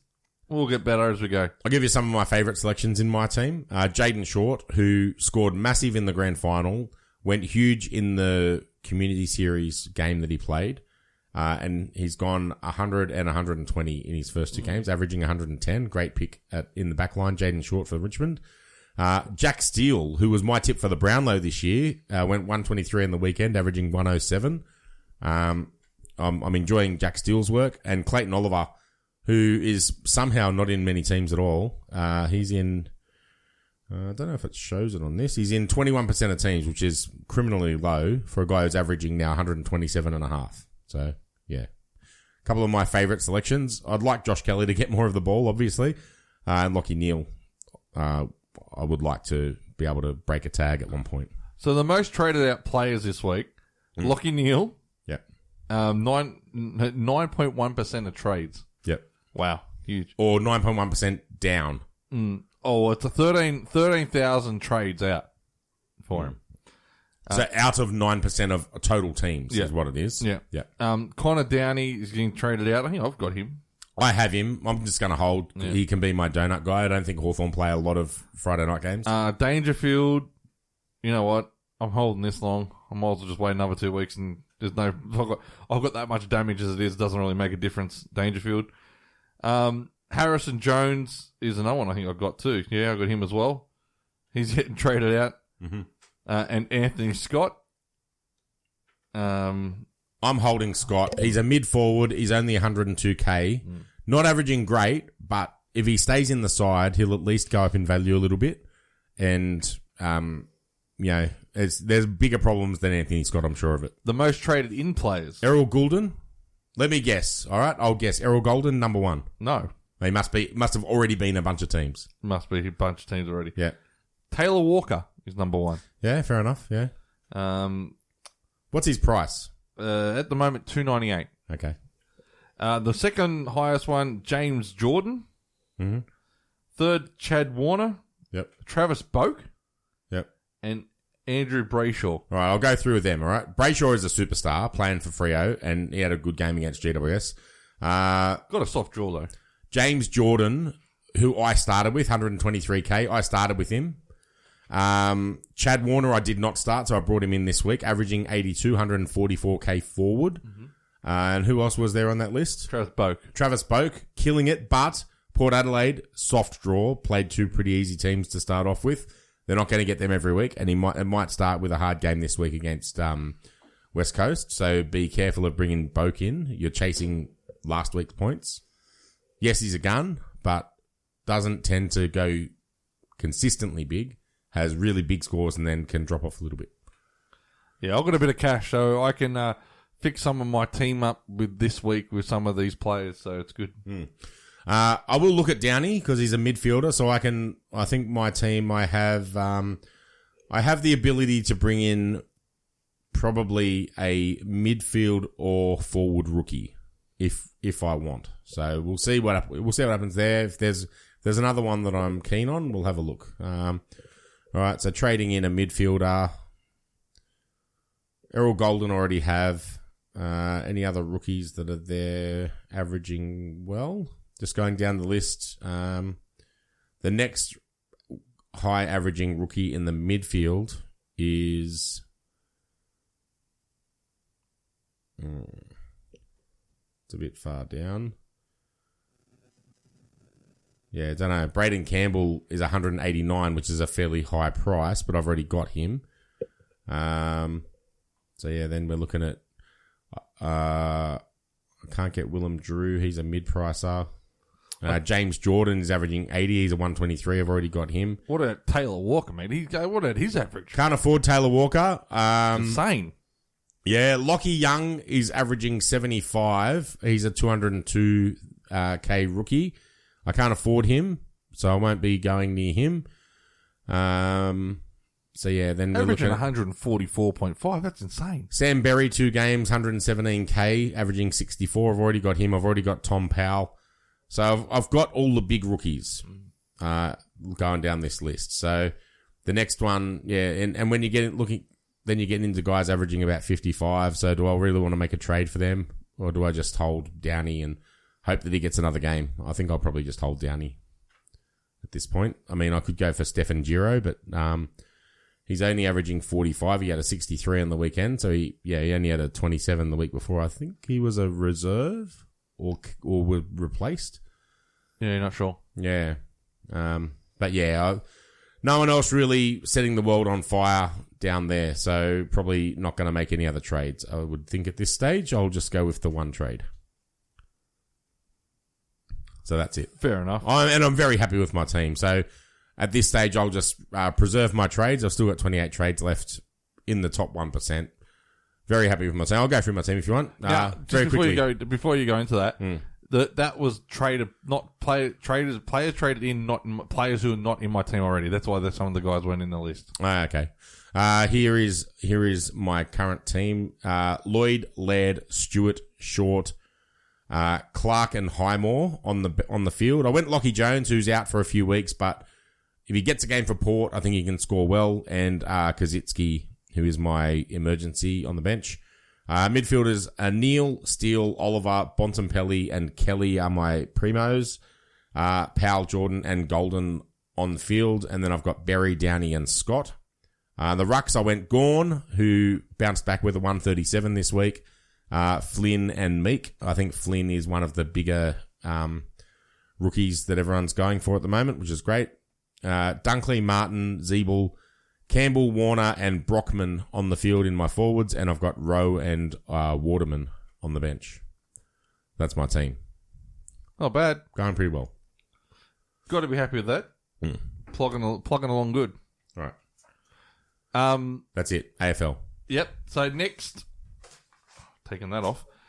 Next is... Can we play... Do you have the book reading podcast app ad there? I do. Play that. Do you read books? Do you live by small bodies of water surrounded by trees and other wildlife? Is that geese shit?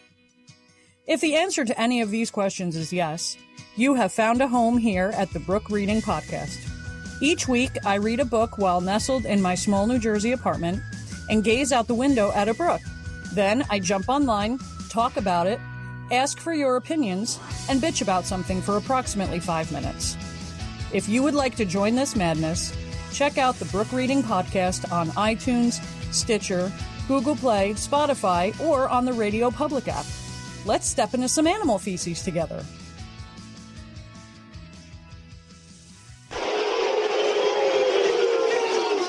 That was the Brook Reading Podcast from the No Phony Podcast Network. We are members of the No Phony Podcast Network. Go to @NoPhonyNetwork on Twitter or nophonynetwork.com for all independently awesome podcasts. And I'll tell you off air, but I wanted to play that show because there is potentially a very exciting project coming from Melissa and the Book Reading podcast. Fantastic. So stay tuned to that, and I'll let you know off air, Brendan. Fantastic. Moving on to a bit of motorsport. The F1's first round was on the weekend. Tough race all round. A couple of good results. Hamilton wins it again. A bit of controversy in this race as well because a bit of different officiating on track limits. In qualifying, you've got your time taken off you if you went 4 wheels off outside the track. In the race, they were kind of allowing it to go. Then halfway through, said, no, we're not going to allow that anymore because if you make, like, originally they were going to allow it if you didn't make an advantage, but if you're trying to get away from someone and that's a faster line to actually go off the road and come back on, like, it's a part of the fast corner, so you just make you get your acceleration quicker, so you actually make a bit of time doing it. So they actually halfway through the race went, no more of this. So Hamilton's there going, hang on, I thought it was allowed. Like, what's going on? And because he was in front, that's why. Yeah. So, but he's like, I've been doing it all race. Yeah. So they had to change up what they did. Very interesting race. It was Verstappen and Hamilton the whole way. Ding dong battle. Hamilton went in early, undercut him. Verstappen had better tyres and close the gap. It was an interesting race. Lando Norris from McLaren had a pretty good race coming fourth. That was pretty good for them. Ricciardo coming seventh. He had a bit of a... Had Ricciardo go driving the McLaren? He went alright. He had a bit of an incident where he got hit from behind early in the race, and he got around the track. Looks like probably his most competitive car since he's left Red Bull, I would say. Yeah, definitely is. Yeah. Good old Tsunoda went pretty good. He come ninth. He come out of the division under the Formula One last year. Mm-hmm. Also with Mick Schumacher. Oh. Yeah, so he's in this field as well. And yeah, but good to have the racing back for the Formula One. It looked pretty good at Bahrain. And next race is not until the 18th of April. And that's at 11 p.m. Sydney time. For supercars, they're not back. They have a date change. They were meant to be back on the 10th and the 11th of April for the Tasmanian Super Sprint. But after the stuff that's happened with Brisbane and they've got race teams up at Brisbane, they pushed it back a week and made it the 17th and 18th of April. So they give them a chance to have a bit of a look and see what's going on. I think they're moving teams out of there at the moment and stuff. So they're pushed it back a week. So a bit of extra time for Shane Van Gisbergen to repair his broken collarbone. Yeah. Which is good for him. Yeah. Drive to Survive has dropped on Netflix. I don't know if we spoke about that previously. Obviously, we've spoken about the show previously. I love it. I'm a few episodes in now, and I've just watched the episode where they talk to Bottas about being the number 2 at Mercedes, and he doesn't like the term number 2. He's a competitor, and he wants to beat Hamilton. He wants to beat him for a championship while they're both there. So, I guess he's got to drive better, is the bottom line. Well, that's it. You drive better, and that's what happens. But, yeah, they went back to when they made him give up a position so that he could get in between Hamilton and I think it was Vettel at the time. Is that right? Or Verstappen? Yes, something like, yeah. Had to give up his position so they could put another car in between Hamilton and the Red Bull that was chasing. And he didn't want to do that. Obviously, that was at, I think, Russia 2 years ago. Oh, tough one. Yeah, I don't know. I think it was. And then they also went back to when Nico Rosberg had to give up position for Hamilton as well. So, obviously Mercedes backing their number 1 driver. But, that's the cutthroat nature of Formula One. But, I'm not really a fan of, when they allow the positions. I think if you're good enough to win it, you're good enough to win it. I agree. Let them race. Like, as long as they're not putting each other off the track like some guys do. As long as, and Bottas, they went through a bit of that too with him getting knocked off tracks. Yeah. At times. Yeah. So, I think, just let him race. And if Bottas is faster than him and he's going to win, then let him go. Yeah, I agree. He got the fastest lap at Bahrain this week when he put in a flyer at the end. Yeah, they got a bonus point for that. So you can do that in these sort of races when you can have a crack at the last lap and save your tyres and try and beat the time going around, crank your car up and have a crack. Yep. Hamilton had to worry about Verstappen behind him, so he couldn't really have a crack at it. So but it's a really good series, and I enjoyed it. Maybe if you've got Netflix, watch Drive to Survive. Really good show. Yeah, I'll check it out. This is the third season, so you'd probably be able to watch the first two seasons were awesome. As I was, as soon as it dropped, I was in. Good. That's all I got for motorsport. That's all you got for motorsport. Fan. Good stuff. Other sport, the Golden Slipper was run on the weekend. I'm trying to find out what the odds were for the exacta, because our show actually tipped the exacta. If you looked at the tips we put on the show notes last week, our mate over here, Mabo, tipped stay inside. Big pies across the table here. He tipped Animo, and it would have been a half decent exacta, I reckon. Yeah, I just can't find the stay odds of inside $5.10. Animo $4.10 for the place. Animo was flying late, and I don't know if it goes this weekend or not. I don't know if they've put the fields out yet. They usually do on Wednesdays, so I don't know. Where are they? Rose Hill this weekend? Randwick, I think. Rose Hill, maybe. I don't know. I think they put everything back a week. Oh, yes, they did. They did indeed. So, yeah, they won't be racing the 2-year-olds this week, so it'll be the week after. So, yeah, it'll be on futures. Let me have a look. So, how'd you feel about your tip, maybe? It was good, but... How much money did you have on it? I didn't actually put any money on it. Why not? Tell everyone why you didn't. Got home from work on Friday watching the footy and watching footy on Saturday and all that, and then it wasn't until it come up on Facebook later that night. I'm like, you idiot. What he's saying is he spent more time getting excited about the Broncos game than putting a bet on what would have won him some cold, hard cash. Yeah. Well, I've got the fields here. Not the fields, but the prices.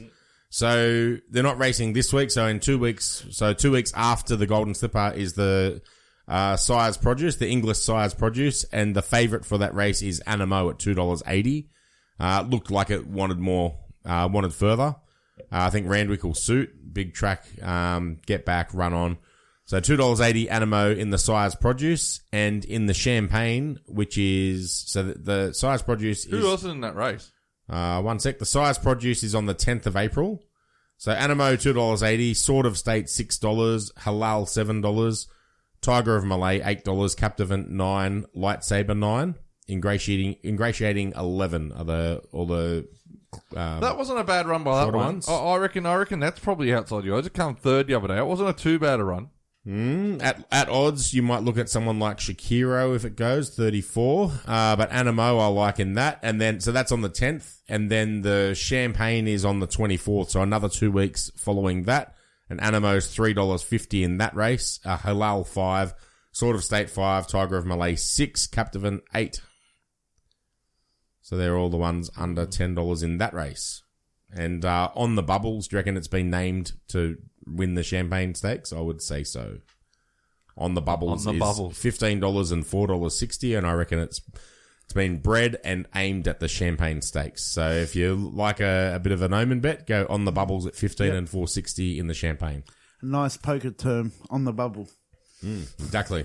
So speaking of poker, what about this bloke, mate, wearing Bats and Balls hat to poker and dominating? Did you win it in the Bats and Balls hat? Come 7th. Okay. So you ran the final table? Yeah. Just Pocket Kings got me at the wrong time. Yeah, bugger. Do you get a prize for running 7th? No, not with that tournament, but other ones you do. Okay. A guy from Masters, the Big Cat. Big Cat won a tournament the other day, and he's got a photo of his shirt off sitting in the pub. Yeah. Do you know him? Yeah, I know Big Cat. Normally plays out Seven Hills. Yeah, he's from around that way. Yeah. So he had a win. Did you see? Oh, yeah, that was a big tournament. I was going to play in that one, but yeah, okay, held up. Yeah, he's got a photo. He's got his shirt off, and he's got cash all over the table. So well done, the Big Cat. Yeah, him and his missus there. Yeah. Hey, Big Cat. Momo knows them all, mate. Yeah. You know the Big Cat from Masters? No. Macca. No, I didn't. I was a referee, mate. Everyone hated me. Okay. They still do. Probably. I reckon after they see the hit Pies put on last week, I reckon at basketball, I reckon Pies might get a call up again.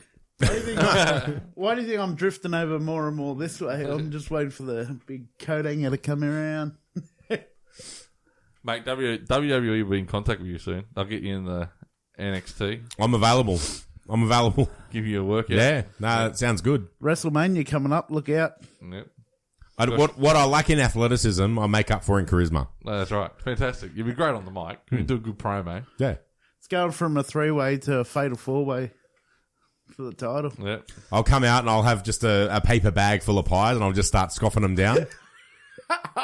That's actually a famous thing, right, Pies? Yeah. A lot of people, like, I never realised that myself, and, like, as a kid, you don't really care too much. Like, you get stuck into the story, good guy, bad guy, etc., etc. Now it's a bit different.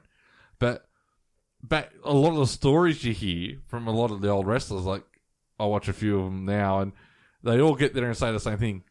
They go have a meeting with Vince McMahon, and they're like, don't say something stupid. But he had this thing with gimmicks. If you said something stupid, you could end up with that, right? so like the Undertaker, he goes, "Oh, do you have any good talents you can do?" And the Undertaker goes, "Oh, I can sing in the shower or something stupid like that." And he goes, "Oh, I'm going to be shower boy or something like that." And then he was sitting there and he's like, right before, because he started in Survivor Series in 1990, and in the lead up to that, they had this giant egg. And he goes, "Oh, great. I'm going to be bloody Egg Boy. I'm going to be Egg Boy. That's what I'm going to be. I'm going to be Egg Boy." And he had in his head his Egg Boy. And apparently Vince rang him and said, "Are you the Undertaker?" And he goes, "That's not an egg." "Yeah, I'm the Undertaker." And that's where it started. So, but stuff like, but everyone's like, "Yeah, don't say something you're a gimmick or you got something like that, because he'll nail you for that gimmick and make you do it," and stupid stuff like that. It's like, that is hilarious. Actually, well, it worked for Mankind. He was Dude Love and had all those crazy, like, they'll probably call Mabo over here straight aces or something like that. Well, I listened to Broken Skull podcast, Stone Cold's podcast. Yeah. He had some pretty good stories on that show. And he does a really good one on the WWE network, and it's called the Smoke and Skull Session. Yeah. And Pies, he drinks a lot of beer, right? He has his own beer, Smoke and Skull beer, because he used to come out, crack beers, drink them. And I think it's called the Smoke and Skull IPA. Right. And never tasted it or anything, didn't have it over there or anything like that. But he has really good ones. He has these really good interviews he does on the WWE network where he sits down with, like, he had Bret Hart on there, he had Ric Flair, The Undertaker. I think he's done 2-part series with The Undertaker. Going back in there, had Randy Orton on there, had Bayley, one of the girls wrestlers. Yeah. And goes through their career, like from where they started and where they do and stuff like that, and really, really good sort of show. And then, like, The Undertaker had a funny story in his one where Stone Cold, he fought Stone Cold earlier the night, and Stone Cold done a thing where he was on the ropes and got his foot up, and something on his boot nicked his ear and actually like sliced his ear, The Undertaker's ear. And Undertaker keeps going. Had stitches at the back or whatever, and he was drugged up, obviously, for the flight. He had to catch a flight. So they're all on the flight together. So he's heavily drugged up. So he's fallen asleep on the plane. He wakes up, and when he wakes up, Kurt Angle and Vince McMahon are having a muck-around fight. But he wakes up and thinks they're having a legit blue, so goes into defense for his boss, and puts Kurt Angle into a sleeper hold and puts him to sleep. And then gets told, and then just falls back to sleep, and then gets told later on, "Mate, he was mucking around. You didn't need to do that." And there's just funny stories like that. And other story, like Bret Hart was really good. Randy Orton was amazingly good. He was a good story. I'm not a big Randy Orton fan, but his story was really good. How just being a young guy, and early on, because he didn't get into wrestling like everyone else did. He watched it and stuff like that, and his dad did wrestling and stuff like that, but it was just a job, like, to pay the bills and stuff. And his dad, I think his grandfather did as well. And then he come in, and he didn't do any of the training as a kid or stuff like that, so he had to learn everything. And they're like, oh, maybe I will do this wrestling thing. And then he goes in, and of course he's got the history with his name. He gets a bit of a go. And then when he first come in, The Undertaker was the one that sort of saw something in him and let him beat him up. But some of the, like, in this fight, he got beaten up a few times. The Undertaker let him do some moves. But on TV, you never saw it. Oh, right. But the live crowd saw it. Yeah. But it all got edited out back then. And you didn't see much of the offensive. So you saw The Undertaker really smash him sort of thing. But he took that really good. But then later on, when like a year or two later, he had a really big storyline with The Undertaker. And The Undertaker and his dad was a part of this fight. And a bit old school them too. They're like, mate, meet us here at 9 o'clock. We'll go through the match. We'll talk about a few things and whatever, right? He has a bender the night before. Because that's what you do when you're a young guy. Right? Have a bender. Right? Doesn't turn up on time for the meeting. Yep. And apparently he turns up and he's like, sorry, I'm late. And the dad and Undertaker just shake their head and walk off. Like, leave him standing there. Right? Just leave him standing there. Just walk down and he's thinking, shit, I've stuffed it all. Right? Come out and have a great match. Right? The next night. Yep. He said, it was a reality check for me. But he said, I still went through a dark place for a couple of years because I thought I wasn't good enough. And then he was just in a dark place. He was drinking all the time. Then about 2007, he had a bit of a reality check and then he come good after that and understood the business and stuff like that and had to do what he had to do. But that upsetting The Undertaker was a big moment because they were giving him a chance and the dad was really pushing him and everything like that. And it was really interesting, some of the stuff. You get some really raw stuff coming out of some of the interviews, and Bret Hart was like, so what he said about the screw job and stuff like that, and just amazing stories, and it's really good to listen to. Reminds me of the time when I put my name down to play roll-up down at Penrith Bowling Club and then had a bender the night before and didn't turn up. My pa was livid. And I never put my name down for roll-up and didn't turn up again after that. Yeah. So it's, you don't, like, benders before sport never end well. Nah. Never end well. Especially when you have, like, a bucket load of tequila, want to punch on with your mates, and then a couple of hours later, you got to play a cricket game, and first ball of the day, you bowl a Yorker at a bloke, and he digs it into the pitch, and starts walking down the pitch, you're looking like he's going to hit it over your head, thinking he's going to hit it over your head, and you jump at full stretch, catch it mid-flight, and launch it, and hit the stumps and run him out, and your team comes running in and go, what's wrong with you? Why you look so disappointed? And you go, I aimed at his head and missed. But it was that point I said, no more tequila ever again. All right. Anything else? Tell them where to find us. Do you have anything else, mate? Other sport? That's where your domain is? Yeah, well, there's rugby. We had some pretty high-scoring rugby on the weekend. Round 6 of the Australian Rugby Conference. Brumbies smashed Force 42-14. Waratah went down in Sydney to the Reds 46-14. Fantastic. Good stuff. And ladder is Reds on 23, Brumbies 20, Rebels 10, 4-6, and the Waratahs on 1 point. Oh, 1 point. Yeah, they're going as good as the Emus. On the day before Greek Independence Day, Greece had a 1-1 at Spain in the World Cup qualifiers, which was a good result. And on Greek Independence Day, I took Mrs. Pies, who's Greek, and the kids down to Sydney Harbour, and we had a look at the Greek flag on the Opera House. So thank you to Sydney Opera House and New South Wales government and everyone who put the Greek flag on the Opera House. It was a fantastic night out. Lots of Greek people, lots of Greek entertainment, people going around playing music and stuff. And I'll tell you what virus? Have you been to Sydney lately? It is pumping. And people everywhere, people in the shops. We are living life like nothing has happened in Sydney right now, and I love it. And that is all thanks to everyone who did the right thing when the government asked them to. And we basically don't have it in the state, apart from people coming in and they're in hotel quarantine. So, and now that they're vaccinating all the hotel quarantine workers, look, hopefully we keep it under wraps, because right now life is pretty good in Sydney, and everyone in Sydney and New South Wales and most of Australia, give yourselves a pat on the back, because there's a lot of countries still around in the world doing it pretty tough, and we've got it pretty well at the moment. So keep doing what they ask, and everything will be pretty good. football stadium's back at 100% capacity now.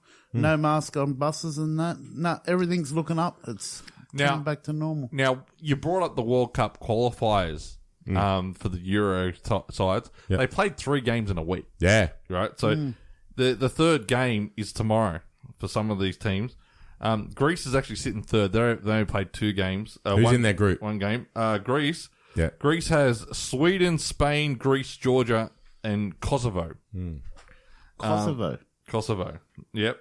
So Greece must play tomorrow. Let me just try and bring it up here. All the scores. You can actually watch this on Optus Sports. I was watching Cyprus first. Can't remember how they played first up, but I was watching it at work. A little bit of it. Let's have a look here. Cyprus. Oh, Cyprus got a win. Go Cyprus. I have to tell the guy at work that he loves Cyprus. He's Cyprian, so. Yep. Croatia got a win against Malta. The Netherlands beat Gibraltar 7-0. Wow. Logged them. Yeah. Big score. Portugal, who's interesting, they had a pretty big incident in their game, which was a goal late in the game, which would have made the win the last game 2-1. And end up, the ball crossed the line, but the referee deemed no goal, and it never got changed. And old Ronaldo decided to have a bit of a sook and walk off. Right. They won their game against Luxembourg 3-1. Norway beat Montenegro. Slovakia beat Russia. How is Slovakia had 1-1 draw with Cyprus, I think. How is your Iceland going? No, but Turkey had a 3-3 draw with Latvia. Let's see. I'll find out where Greece is playing first for you. Greece is playing Georgia at 5:45 tomorrow morning. Oh, that's a bit of a grudge match too, because yeah, that's good. So the tables as they sit. So Group A, Portugal, Serbia, Luxembourg, Ireland, Azerbaijan. Yep. So Portugal 7, Serbia 7, and Luxembourg on 3. Azerbaijan, very good at Eurovision, not so great at soccer. Group B, Sweden is on 6, Spain on 4, Greece 1, Georgia and Kosovo on 0. Group C, Italy 6, Switzerland 6, Lithuania, Northern Ireland, Bulgaria 0. Group D, France on 4, Finland on 2, Ukraine 2, Bosnia 1, Kazakhstan on 0, Belgium on 7 in Group E. I'm going to say Denmark for Eric. Denmark on 6 points. Austria 4, Scotland 2. A couple other teams on 1. Turkey. Who? Other teams. Scotland on 2. Israel, Moldova, and the Faroe Islands. Yep. Group G, Turkey is on top on 7. Netherlands are on 6. Montenegro on 6. Norway on 6. Latvia 1, Gibraltar 0. Tough group. Yeah. Some pretty decent teams there that have played World Cups before. Group H. Croatia 6. Russia 6. Slovakia 5. Cyprus 4. Slovenia 3. Malta 1. Wow. Yeah, that's a good group as well. Group I. England 6, Poland 4, Hungary 4, Albania 3, Andorra and San Marino on 0. And the last group is Group J. Germany 6, Armenia 6, North Macedonia 3, Romania 3, Iceland on 0. Wow. And Liechtenstein on 0. Go that last group. Who's second in that group? Armenia. Yeah. Wow. Armenia from nowhere. That's interesting. I wonder if they've got just a couple of big names that are scoring some goals for them. Who knows, but they're getting the job done. But yeah, Euro World Cup qualifiers there. Yep. Yeah, good stuff. EPL's back this week. Yep. Some big games. Manchester United is up against Brighton. Yep. Big game. Chelsea versus West Brom. Leeds versus Sheffield United. Sheffield United. Yep. Leicester versus Man City. Arsenal are going to get pumped by Liverpool. Well, it's not at Anfield, so they probably will. Yeah, true. The Fortress, Mabo, how does it work where you go almost 2 years without losing a game and lose 6 on the run? I know. How does that work? Southampton versus Burnley. Newcastle versus Tottenham. Aston Villa versus Fulham. Manchester versus Brighton, which will be one-way traffic. Everton. You're dreaming, mate. Everton versus Crystal Palace and Wolverhampton versus West Ham. So, some good action this weekend. No, good. Anything else, gentlemen? Any other sport? No. NBA trade deadline, but yeah, I haven't really prepared for that. So, Brooklyn Nets got better. I saw the Hornets beat the Wizards. Currently, right now, Brendan, the Hornets are ranked 4th and the Knicks are ranked 5th. We would be playing in the first round of the playoffs if they stopped the season right now. No one saw the Hornets coming as good. No, I was always LaMelo Ball great, but they've got some. They spent the money on Hayward. He's been playing good. Malik Monk has been coming off the bench and scoring points for him. They're a good side. Terry Rozier is living up to the contract they gave him as well. So yeah, no, it's Hornets are a good team. I'm surprised they didn't try and add some big men at the trade deadline, but they might get one of these guys that have been waived. But yeah, no, they're going to be there in the playoffs. And I've got a good feeling about the Knicks making the playoffs too. So anything can happen. But yeah, look, Brooklyn got better. They added free agent or a cut center. I think they added Drummond. If Brooklyn don't win the championship, then it's bizarre. They are so good to watch at basketball at the moment. That's not funny. I just think they'll blow teams off the park, off the court. The Lakers, they may not even make the playoffs outright. They might go into a play-in game because Anthony Davis is not back and LeBron James rolled his ankle badly and may miss a long time. Wow. And all happening. They could lose a lot of games before the playoffs start. So they're staring down the barrel right now, the Lakers. And it's anyone's... The Western Conference is anyone's to win right now. There you go. Last chance. Stuff in the basketball. Any other sport? The only other sport is the boxing tonight. Hogan versus Zeus. Have to check out later for scores and that. But by the looks of it, still going. Good. That's good to hear. All right. First time I think we've had boxing on this show, just quietly. We've probably talked about boxing before. Maybe once or twice. Well done, mate. You brought something new to the show.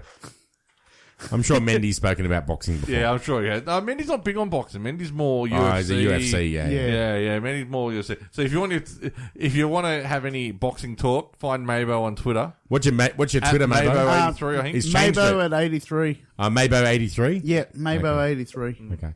Yeah.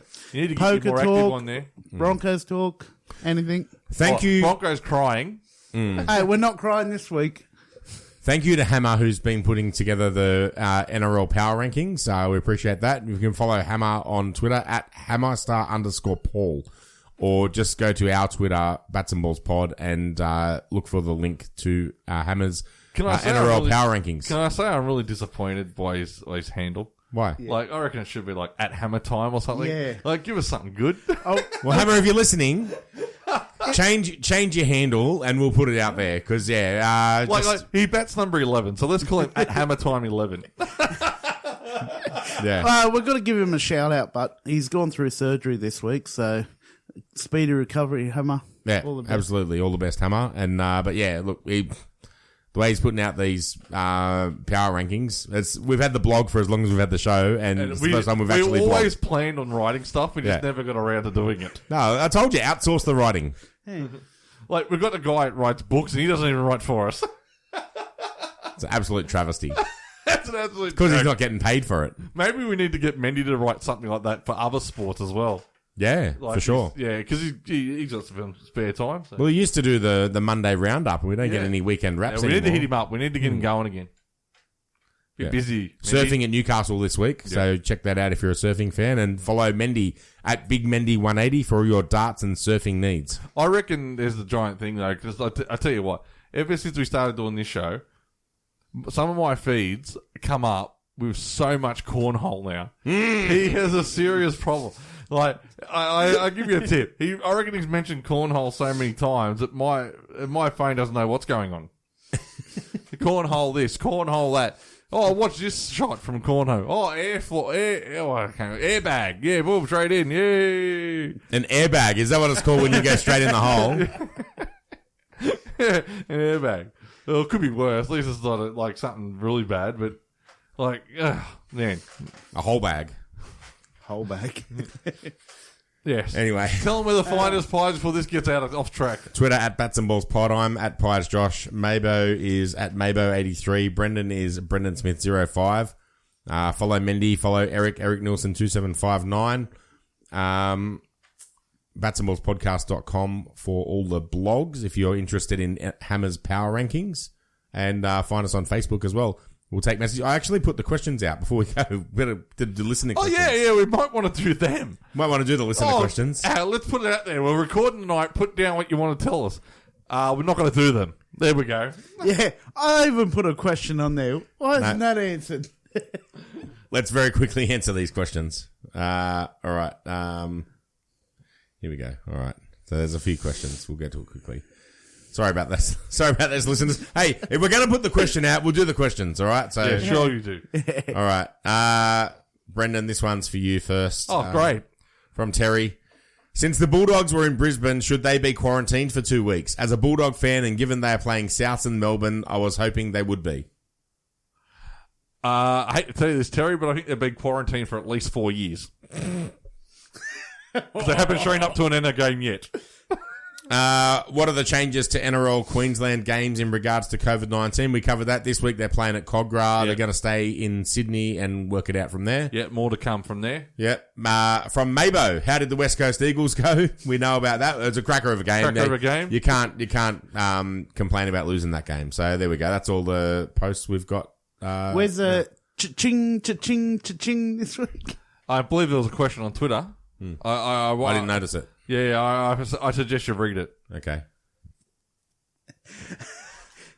He's all on all forms here. One question on Twitter. Brendan Smith. Oh, my God. Read it out. I didn't know. Read it out. I want to hear what Mayo's All right, here's the question. How many weeks would Pies get in the NRL?